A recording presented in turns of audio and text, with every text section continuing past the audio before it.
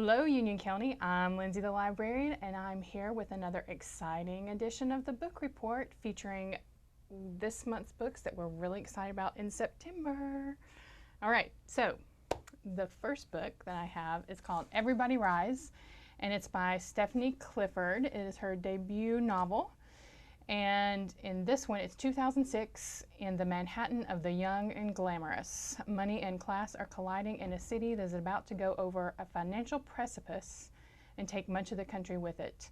At 26, bright, funny, and socially anxious Evelyn Began is determined to carve her own path in life and free herself from the influence of her social climbing mother. Evelyn has long felt like an outsider to her privileged peers, but when she gets a job at a social network aimed at the elite called People Like Us, she's forced to embrace them. Recruiting new members for the site, Evelyn steps into a promised land of Adirondack camps, Newport cottages, and Southampton clubs thick with socialites and Wall Streeters. Despite herself, Evelyn finds the lure of belonging intoxicating and starts trying to pass as old money herself. So she starts telling a lot of little white lies that add up to a whole big mess. So Evelyn starts telling all these lies to fit in with her upper class friends, but when her father, a crusading class action lawyer, is indicted for bribery, Evelyn must contend with her own family's downfall as she keeps up appearances with her new life, grasping with increasing desperation as the ground beneath her begins to give way. Bracing, hilarious, and often poignant, Stephanie Clifford's debut offers a thoroughly modern take on classic American themes, money, ambition, family, friendship, and on the universal longing to fit in. So this one got a star review from Library Journal, who said that Clifford, who's an award-winning reporter at the New York Times, has penned either a how-to or a how-don't manual or a cautionary tale for those seeking access to this rarefied world. A compulsive, up-close and personal read about the first cracks in the greed and bleed U.S. economy that went flying off the rails so spectacularly a short time later. All right, and that is Everybody Rise by Stephanie Clifford. So next we've got Kitchens of the Great Midwest by J. Ryan Stradel. It's also a debut author. When Lars Van Torvald's wife, Cynthia, falls in love with wine and a dashing sommelier, he's left to raise their baby, Eva, on his own. He's determined to pass on his love of food to his daughter, starting with pureed pork shoulder.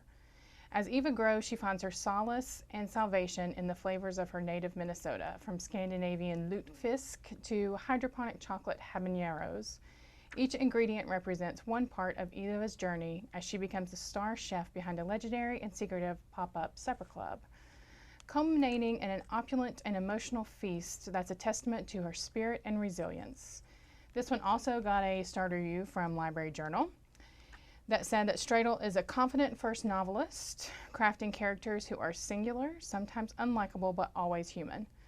Foodies and those who love contemporary literature will devour this novel that is being compared to Elizabeth Strout's Olive Kitteridge, that it's a standout. That was Kitchens of the Great Midwest by J. Ryan Stradel. Next, we've got Circling the Sun by Paula McLean, who was also the best-selling author of The Paris Wife that came out in 2011. So like The Paris Wife, this one is historical fiction, and it's based on the life of famed aviator and renowned racehorse trainer Beryl Markham, who was brought to Kenya from England as a child and raised on a horse breeding estate by her father. Her unconventional upbringing transforms Beryl into a bold young woman with a fierce love of all things wild and an inherent understanding of nature's delicate balance. But even the wild child must grow up, and when everything Beryl knows and trusts dissolves, she is catapulted into a string of disastrous relationships. Beryl forges her own path as a horse trainer and attracts the eye of the Happy Valley set, a decadent bohemian community of European expats who also live and love by their own set of rules. And Library Journal said that drawing on Markham's own memoir, West of the Night, McLean vividly introduces this enigmatic woman to a new generation of readers. And think Out of Africa, The Untold Story.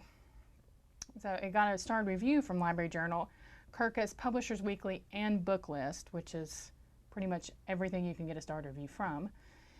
And Booklist said that McLean sustains a momentum as swift and heart-pounding as one of Beryl's prize horses at a gallop as she focuses on the romance, glamour, and drama of Beryl's blazing life, creating a seductive work of popular historical fiction with surefire biopic potential. That was Circling the Sun by Paula McLean. Let's go to Everything, Everything next. This one is a teen book by Nicola Yoon, and it's also her debut. This is a story of Maddie, who has severe combined immunodeficiency, a rare condition that renders her allergic to nearly everything and requires her to live inside a carefully sealed environment. So think like Bubble Boy. But then a handsome boy named Ollie moves in next door. She begins a complicated romance that challenges everything she's ever known. This innovative, heartfelt debut is told in vignettes, diary entries, text, charts, lists, illustrations, and more. If you love Eleanor and Park, Hazel and Augustus, and Mia and Adam, you'll love the story of Maddie and Ollie. So that's quite high praise. It got star reviews from School Library Journal and Kirkus, and School Library Journal said that readers will fall in love with this humorously engaging story of a girl who discovers life, love, and forgiveness in new places. Everything, Everything is wonderful, wonderful. That's Everything, Everything by Nicola Yoon. Our next book is The Day the Crayons Came Home. Well, I need to write down the author's name because I don't know it. Drew Daywalt. D-A-Y-W-A-L-T. Is that how you pronounce it? Drew Daywalt? DeWalt. No, but DeWalt. DeWalt would be like D-E-W-A-L-T, like the tools. Yeah. I would think you would have to pronounce it Daywalt. I'm going to say Daywalt. Okay. Drew Daywalt. Okay. Our next book is The Day the Crayons Came Home by Drew Daywalt and illustrated by Oliver Jeffers. So this one continues the tale of Duncan and his crayons, which started in last year's The Day of the Crayons Quit. And if you haven't read that one, you need to check it out now because that one's great.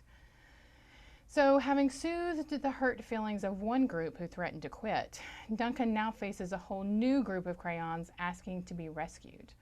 From Maroon Crayon, who was lost beneath the sofa cushions and then broken in two after Dad sat on him, to poor Turquoise, whose head is now stuck to one of Duncan's stinky socks after they both ended up in the dryer together. To Pea Green, who knows darn well that no kid likes peas and ran away.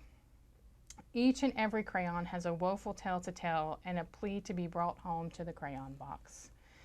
So this one got a star review from Publishers Weekly, Booklist, and School Library Journal, which said the general theme of home being a place where everyone belongs will resonate with old and young readers alike. A brilliant, colorful tale that begs to be read aloud and a must-have for all collections. And the best part, and my favorite part is, we'll find this here. Read it in the dark because these pages glow in the dark. Blows your mind. So this one, The Day the Crayons Came Home. This last book that we're going to talk about today is probably my favorite one that we're going to talk about. It is The Bourbon Kings by J.R. Ward, who's best known for the Black Dagger Brotherhood series, which is about a group of vampires in upstate New York. But if vampires aren't your thing, which they should be if they're not, this is a little bit change of pace. It's about it is a modern family saga about the glamorous Bradford family, which, as the title suggests, is Kentucky bourbon royalty. And this first book in a planned series kicks off when prodigal son Lane returns to the family estate easterly in the midst of preparations for the yearly Derby party. A materialistic wife, a distant, manipulative father, and ex-lover Lizzie, who's also the head gardener. So you've got a little bit of upstairs, downstairs, Downton Abbey stuff going on with bourbon, mixed in. So all of that makes for fun times at the Bradford family home. And the result is extremely entertaining, bourbon-filled family saga with enough drama to fill a season of a primetime soap opera, complete with a cliffhanger ending, which is pretty convenient because NBC has just bought it as a new show coming up next year. So it got a star review from Booklist that said Lane is a typical Ward sexy alpha male, but he is likable, and his sincere desire to do right by the people he loves is appealing. Ward is a master of pacing and world building, and readers will love that the cliffhanger ending again, guarantees at least a second helping of the Bradfords. So like I said, extremely entertaining. I highly recommend it if you're looking for a good fall beach read. Yeah, people go to the beach in the fall. So anyway, Bourbon Kings by J.R. Ward. All right, so that is all the books I have to talk about today. We would love to know what you're reading, so find us on Facebook or Twitter or Instagram. Yep, I think that's all that we're on right now. And just use hashtag the book report or Lindsay the librarian or librarian Lindsay. Yeah, let's do hashtag librarian Lindsay and let us know what you're reading. So until next time, keep reading, Union County.